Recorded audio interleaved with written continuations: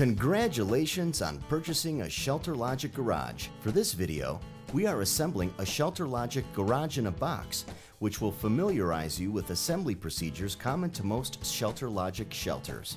Please be sure to refer to your instruction manual for specific instructions pertaining to your shelter. Most ShelterLogic garages can be fully assembled by 2 to 3 people in approximately 2 hours.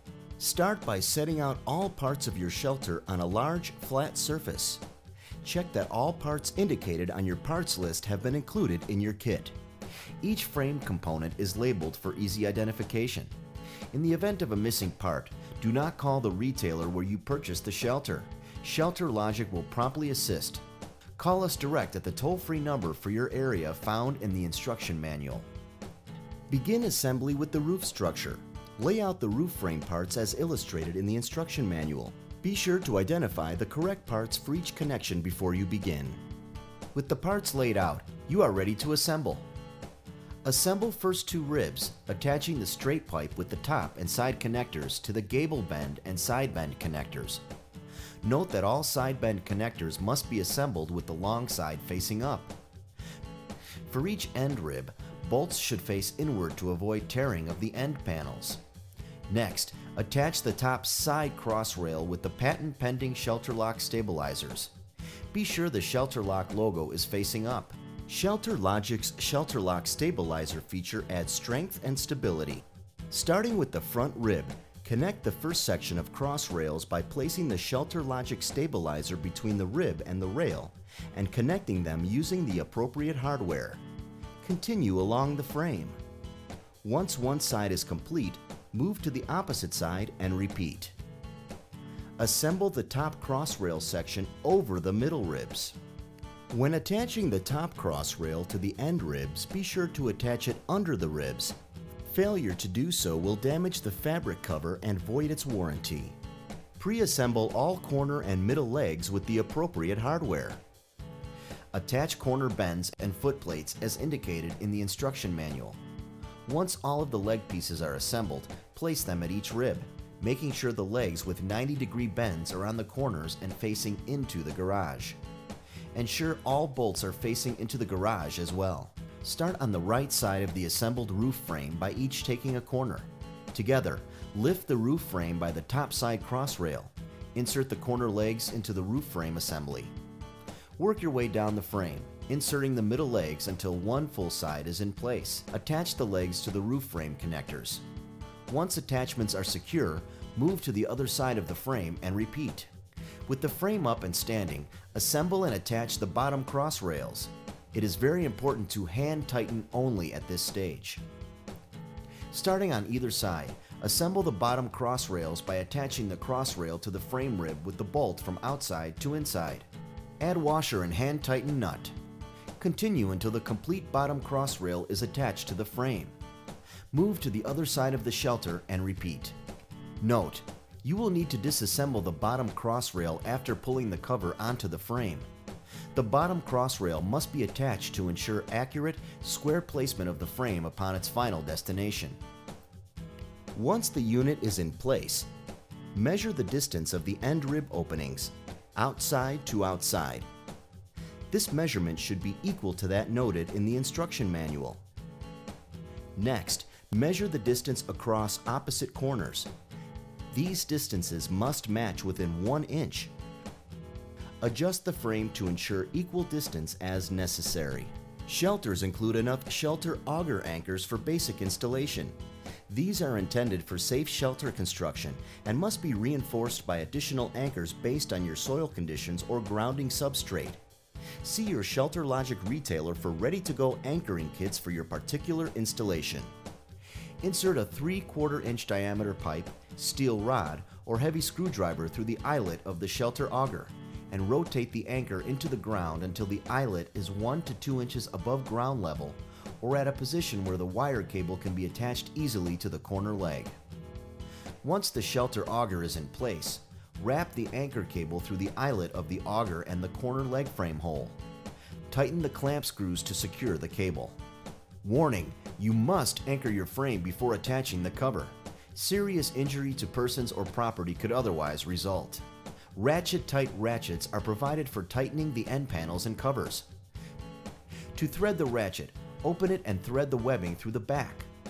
Pull webbing to tighten any excess slack. Compress the slide lock and crank ratchet until the webbing is secure.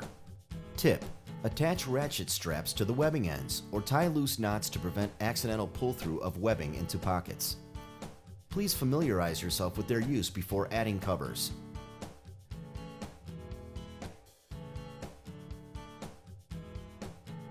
Disconnect the top rail from the end rib by removing the 3-inch screw. Loop the webbing around the end rib. Pass the top cross rail back through the gap between the webbing and rib frame. Reattach the top cross rail to the end rib. Hold the end panel at the top center with the white inner surface facing inside the shelter. Wrap the fabric panel edges around the end rib to the inside of the frame. Remove nut and pass the web strap through and around the top side rail. Reattach nut and tighten. Repeat for each side of the end rib. Position the end panel so that it is even and centered on the frame before tightening the end top side rail panel with the ratchet straps. Insert the S-hook on the ratchet into the machined hole on the leg bend. Make sure to use the ratchet hole located inside the end rib. Tighten ratchets, alternating from one side to the other until the end panel is completely centered and tightened. Repeat for the zippered door front panel. Make sure zippers are closed when centering and tightening. Do a quick visual inspection to ensure that both end panels are attached evenly. Check inside edges to ensure the cover is snug and even around the roof frame. With both the back panel and door panel in place, you are ready to install the cover. The bottom cross rails must be removed in order to place the rails inside the pipe pockets when installing the cover. Carefully arrange the pieces so you can easily reassemble once the cover is in place. If you are building on a windy day, you may opt to disassemble the bottom cross rail after cover is draped over. Warning: if you are experiencing strong wind gusts or high prevailing winds, please wait for a calm day to finish installation of the cover. Lay the cover next to the frame with the white side, the side with the pipe pockets facing down, in line with the end ribs and the webbing on the front and rear corners of the frame. Tip: attach ratchet straps to the webbing ends or tie loose knots to prevent accidental pull-through of webbing into pockets. Pull the cover over the frame, making sure to center it. Check that there is an equal amount of overhang at all corners. Walk around the frame, pulling on each corner of the cover to even. The cover has sewn-in pipe pockets on both sides. These should line up an equal distance to the bottom of the frame. Assemble ratchets with webbing straps. Place the S-hook of the ratchet into the outside hole of the end rib leg bends.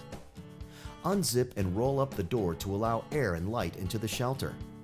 Fasten the door with white bungee cords. Snug up each of the 4 corners, allowing some slack to enable necessary adjustments after the bottom cross rails are reinstalled. If the bottom cross rails are not already removed, do so now. After removing the bottom cross rails from the side ribs, measure the distance from the bottom of the pipe pocket to the ground. Make sure all 4 sides are even and the valance overhang on the front and rear is the same. To confirm you have the cover on correctly, review the position of the ShelterLogic logo. The logo should be facing horizontal and positioned approximately 6 inches from the corner bend of the front end rib. This distance will vary among shelter models. Starting at one end, slide the bottom cross rails through the fabric pockets between each leg and reattach with the clamps as done previously. Hand tighten until all cross rails are assembled. Continue to hand tighten each connection point. Repeat the process on the other side until the entire cross rail is attached on both sides of the unit. Do not insert the bottom cross rails through the small pocket flaps. Push down on cross rails and tighten securely for optimum cover flexion. Maintain an even distance from the base of the pipe pocket to the ground. Work your way around the enclosure, ensuring that the bottom cross rail is pushed down evenly.